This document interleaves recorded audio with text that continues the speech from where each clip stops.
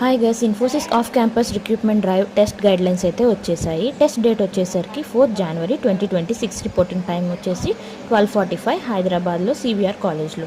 So దానికి కావాల్సిన exam pattern అయితే మనకి కొత్త ప్యాటర్న్ అయితే రిలీజ్ అయింది. దానికి 4 క్వశ్చన్స్ ఇస్తారంట. దాంట్లో డిఎస్సి రోల్కి 6.25 ఎల్పిఏ 3 క్వశ్చన్స్ అటెంప్ట్ చేయాలి. దాంట్లో ఒకటైతే ఖచ్చితంగా రైట్ అవ్వాలి.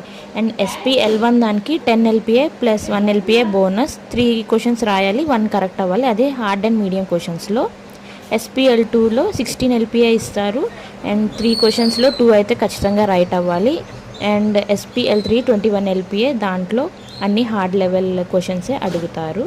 అండ్ కీ టాపిక్స్ వచ్చేసి దాంట్లో మనకి array, string, linked list, trees, stack, queue, recursion, backtracking, sorting, searching, greedy algorithms, dynamic programming, bit manipulation and graphs and hash map. So mainly ఈ topics అన్నీ ప్రిపేర్ అవ్వాలి. అండ్ ఇవన్నీ lead code మోడల్లో అయితే ఉంటాయి. సో ఎక్కువ ఆ మోడల్లో ప్రాక్టీస్ చేయాలి. మనకి క్వశ్చన్స్ అయితే కొంచెం హార్డ్ లెవెల్లోనే ఉంటాయి, కాంప్లెక్స్గా. సో మన మెయిన్ ఫోకస్ మొత్తం డైనమిక్ ప్రోగ్రామింగ్ మీద and linked list, greedy algorithms, graphs దాని మీద ఉండాలి.